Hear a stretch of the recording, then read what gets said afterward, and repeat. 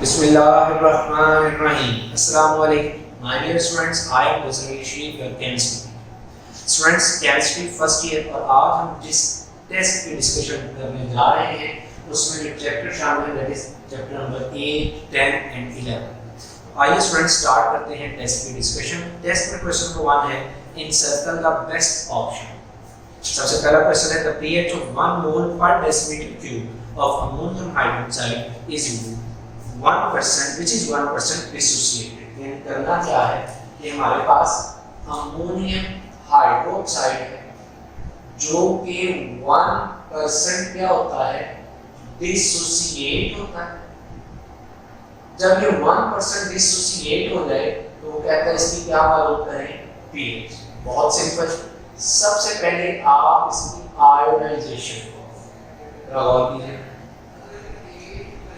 अगर 1 मोल पर decimetre cube लेना अमोनियम हाइड्रोक्साइड का तो यहाँ से ये जो OH नेगेटिव बनता है ये भी कितना बनता है, 1 मोल पर डेसीमीटर. ये बात उस वक्त है जब अमोनियम हाइड्रोक्साइड आयोनाइज हो कितना, 100%.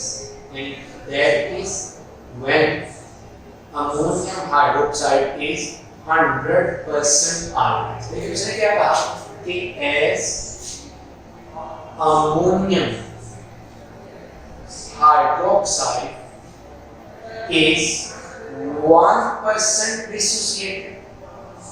क्योंकि अमोनियम हाइड्रोक्साइड क्या है, 1% डिसोसिएटेड है तो इसका क्या मतलब ये होगा कि OH नेगेटिव अगर 100% अमोनियम हाइड्रोक्साइड डिसोसिएट होता तो देन इट विल बी 1. इसकी कंसंट्रेशन ऑफ 1 मोल, लेकिन जो 1% है दैट मींस 1 divided by 100 मोल पर डेसीमीटर.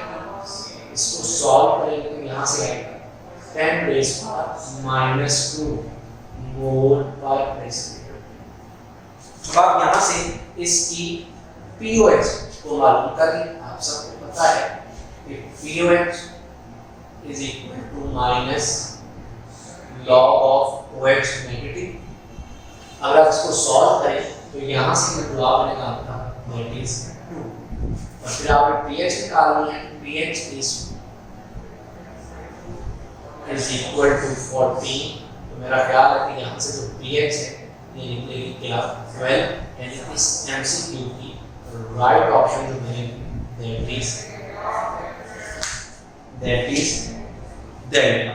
Second MCQ है for which system does the equilibrium constant Kc have units of per mole decimeter cube. जैसे किस सिस्टम के इसकी राइट ऑप्शन है 4.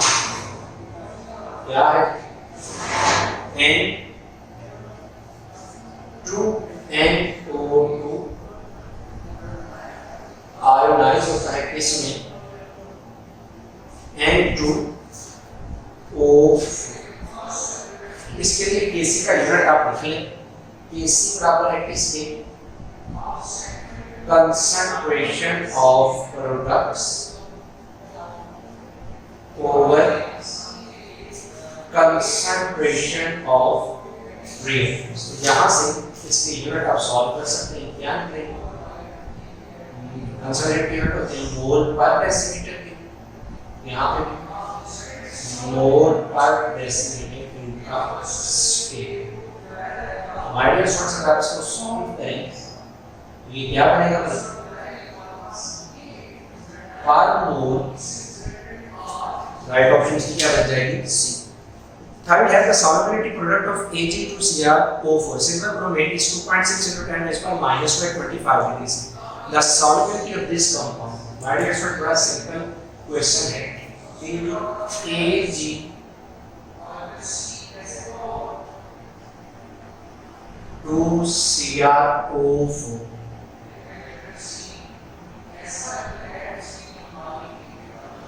स्क्वायराइज करें क्या बनेगा, Ag प्लस और ब्रोमीन. सबसे पहले इसकी सॉल्युबिलिटी प्रोडक्ट का एक्सप्रेशन लिखें that is AsP is equal to Ag into CrO4 minus 2. My dear students, अगर आप गौर करें तो आपको सॉल्युबिलिटी प्रोडक्ट गिवन है, that is 2.6 into 10 raised power minus 2 और इसकी सॉल्युबिलिटी सपोज कर ले कितनी है s, तो 2s आ जाएगा, क्योंकि अगर इसका 1 मोल है तो उसके 2 मोल 2s प्लस के और ये s। यहाँ से आप जब इसको कैलकुलेट करेंगे तो इसका जवाब बनेगा 0.1866 मोल पर डेसिमीटर। इस तरह से ये बेसिकली आपकी एक्सरसाइज में न्यूमेरिकल। नेक्स्ट आ जाएगा my dear students, MCQ number 4 है। For which statement about the following equilibrium is correct? नीचे इक्विलिब्रियम दिया गया, राइट ऑप्शन है alpha. The value of Kp falls with increase in temperature। याद रखिएगा, in exothermic reaction decrease in temperature favors the forward reaction and the value of equilibrium constant increases।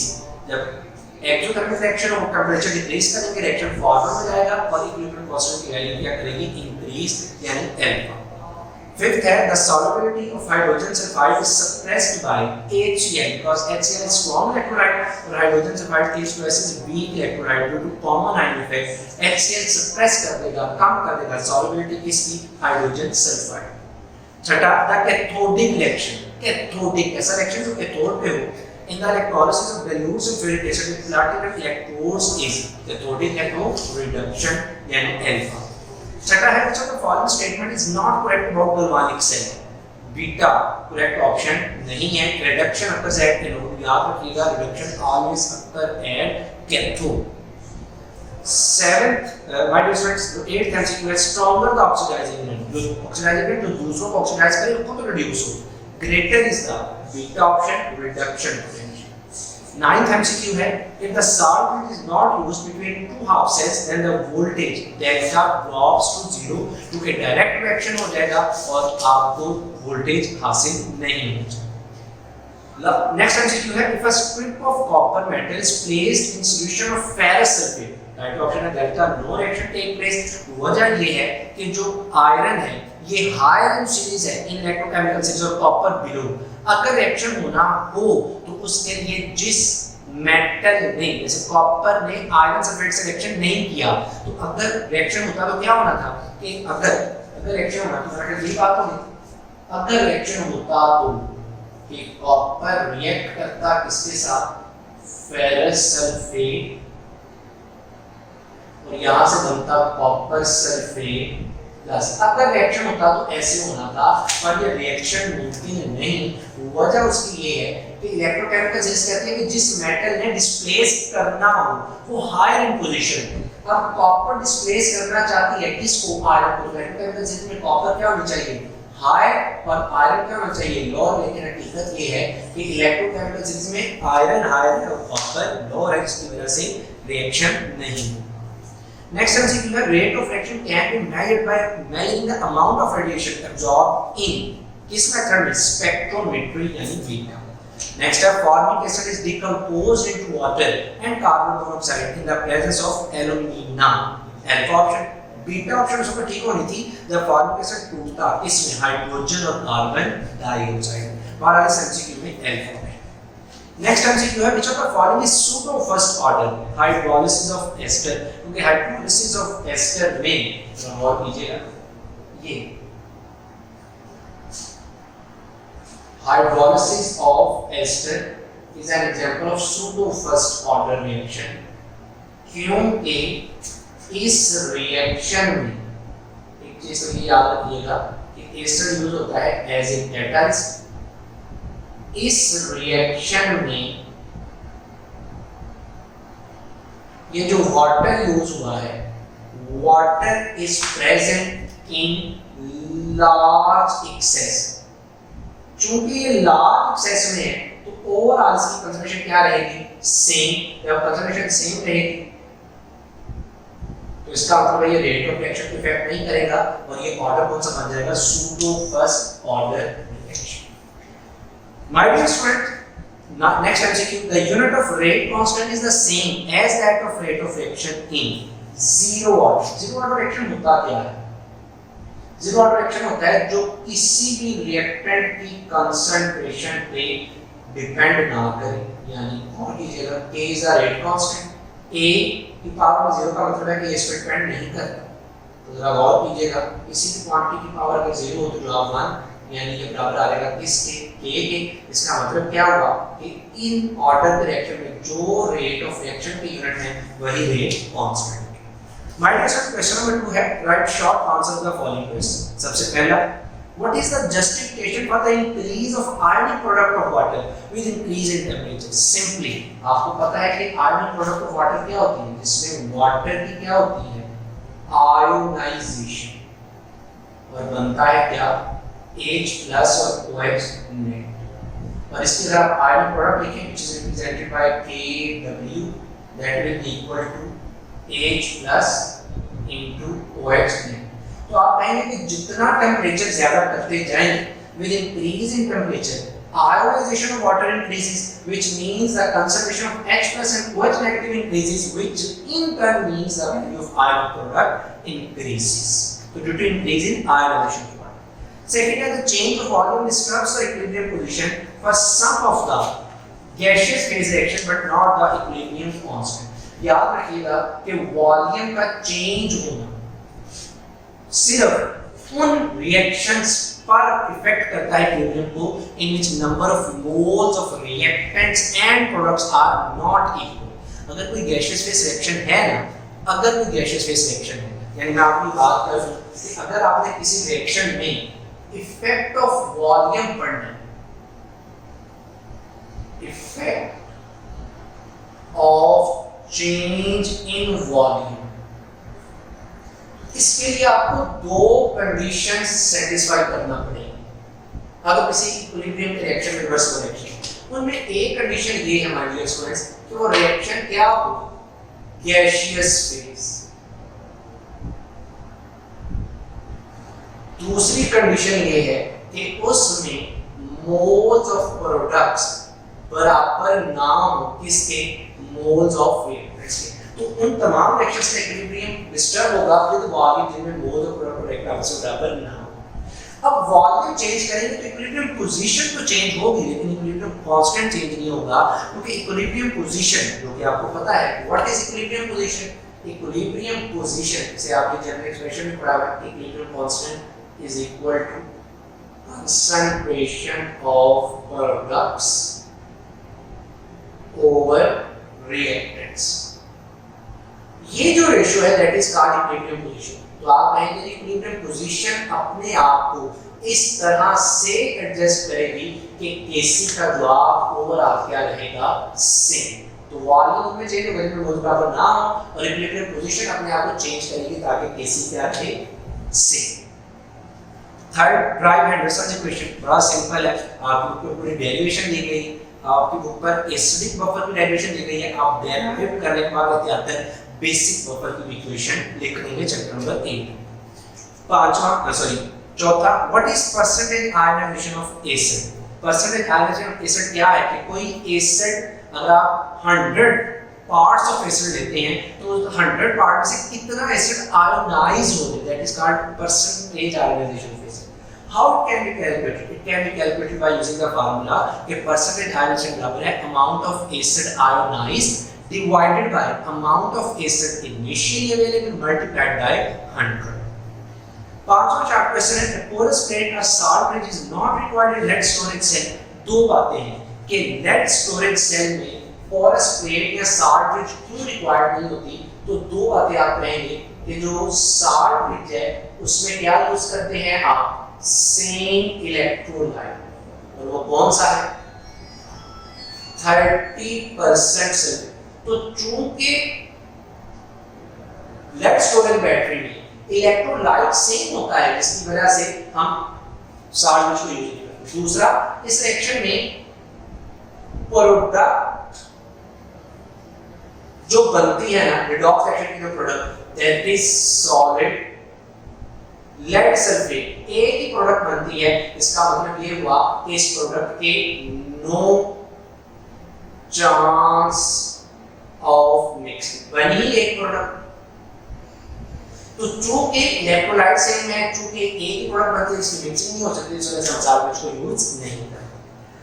छठा है my dear students, the equilibrium is set up between metal atoms of electrode and ions of metal in a cell comment. Simple आप इसमें मिसाल दे सकते हैं, हमारी book पे दी है कि जब भी किसी मेटल इलेक्ट्रोड को उसी के सॉल्यूशन में डिप करते हैं, सपोज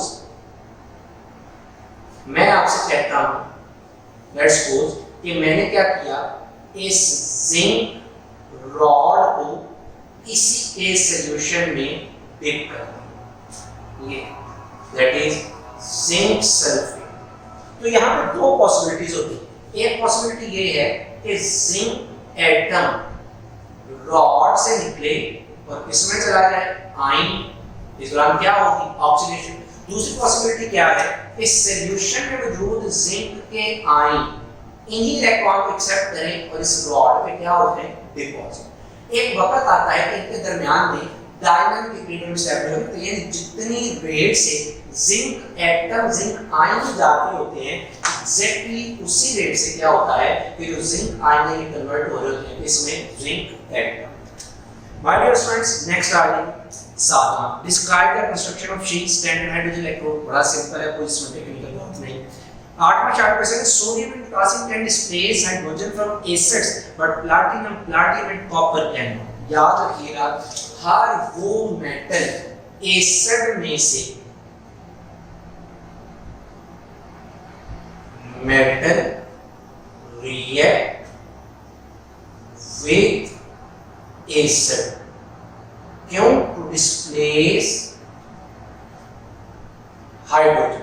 हर वो मेटल एसिड के साथ रिएक्शन करके हाइड्रोजन को डिस्प्लेस कर सकती है जो जिसका रिडक्शन पोटेंशियल क्या होगा, जितना किसी मेटल का रिडक्शन पोटेंशियल कम होगा उस मेटल की एसिड में से हाइड्रोजन को डिस्प्लेस करने की सलाहियत उतनी ज्यादा होगी। एक बात। दूसरी बात ये याद रखिएगा, हर वो मेटल एसिड में से हाइड्रोजन को डिस्प्लेस कर सकती है which lie above she in the electrochemical series। यानी अगर सोडियम और पोटेशियम डिस्प्लेस कर सकती है तो सोडियम और पोटेशियम इलेक्ट्रोकेमिकल सीरीज में हाइड्रोजन से ऊपर है, और अगर प्लैटिनम कॉपर डिस्प्लेस नहीं कर सकती तो ये इलेक्ट्रोकेमिकल सीरीज में स्टैंडर्ड हाइड्रोजन इलेक्ट्रोड से क्या है, बिलो है, इस वजह से डिस्प्लेसमेंट भी नहीं हो सकती।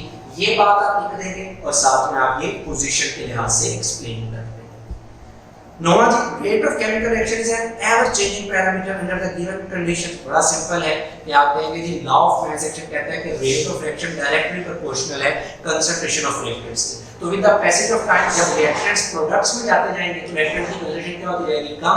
जब रिएक्टेंट की कंसंट्रेशन कम होती जाएगी तो रेट ऑफ रिएक्शन उसके अकॉर्डिंगली चेंज होता जाएगा। शुरू में रेट ऑफ रिएक्शन ज्यादा होगा कि शुरू में रिएक्टेंट्स की कंसंट्रेशन क्या होगी, ज्यादा। दोबारा लॉ ऑफ मैस एक्शन का जिक्र करके आप नेक्स्ट है how half life method is used to calculate order of reaction. ये हमारी बुक में 4-5 मेथड है ऑर्डर ऑफ रिएक्शन को निकालने के, differential method, method of large access, graphical method, उनमें से एक है हाफ लाइफ मेथड। तो आप कंप्लीट उसकी डेरिवेशन कर देंगे और ये क्वेश्चन मैंने यहाँ पे शॉर्ट क्वेश्चन में दिया, ये लॉन्ग क्वेश्चन के तौर पे भी बेशुमार दफा ग्रुप में आ चुका। नेक्स्ट है जी the radioactive decay is always a first order reaction. एक बात आप लिखेंगे कि रेडियोएक्टिव डिके में सिंगल स्पीशीज मौजूद होती है whose nucleus undergo disintegration। मसलन अगर आप यूरेनियम 92 लेते हैं जिसकी मास 235 है तो आफ्टर 7-10 मिलियन ईयर्स अगर आप इसका 1 किलोग्राम लेते हैं तो 710 मिलियन ईयर्स के बाद ये 1 किलोग्राम से 0.5 किलोग्राम रह जाता है। क्योंकि एट अ टाइम एक ही स्पीशीज मौजूद होती है जिसका न्यूक्लियस डिसइंटीग्रेट होता है, तो इसका मतलब है उसका ऑर्डर भी क्या होगा, first. My dear students, last जो शॉर्ट क्वेश्चन है differentiate between homogeneous and heterogeneous. ये भी लोअर बोर्ड में लॉन्ग क्वेश्चन भी आ चुका, तो आप टेबुलेटेड फॉर्म में एक तरफ होमोजेनियस और एक तरफ हेटेरोजेनियस और कम से कम 2-2 पॉइंट्स, जैसे होमोजेनियस में रिएक्टेंट और कैटलिस्ट की फिजिकल स्टेट सेम, तो हेटेरोजेनियस में क्या होती है, डिफरेंट, और देन आप एक एक एग्जांपल कोट करते हैं। यहां तक से आपके शॉर्ट क्वेश्चन। लॉन्ग क्वेश्चन की बात की जाए, क्वेश्चन नंबर 3 में explain the electrolysis process of industrial importance. 6-7 applications दी गई हैं, जैसे डाउन सेल का जिक्र है, डायाफ्राम सेल का जिक्र है, प्यूरिफिकेशन ऑफ कॉपर है, इलेक्ट्रोप्लेटिंग है, तो ये सारी आप डिटेल से लिखिए। बी पार्ट है how are any equation help us to calculate the energy of activation of reaction. My dear student, बेशुमार ऑलमोस्ट पहले हर साल किसी न किसी बोर्ड में ये 4 नंबर का लॉन्ग क्वेश्चन जरूर आता है और आप इसको कंप्लीट लिखेंगे with the explanation of graph. और लास्ट जो पार्ट है इसका वो न्यूमेरिकल है, आपकी बुक में मेरा ख्याल क्वेश्चन नंबर 19 है चैप्टर नंबर 8 में, तो ये भी आप उसको सॉल्व करना। तो माय डियर स्टूडेंट्स, यहाँ तक आज के हमारे टेस्ट डिस्कशन खत्म होती है। उम्मीद है कि आपको बातें अच्छे से क्लियर हुई हों। अपना बहुत ख्याल रखिए। अस्सलाम वालेकुम।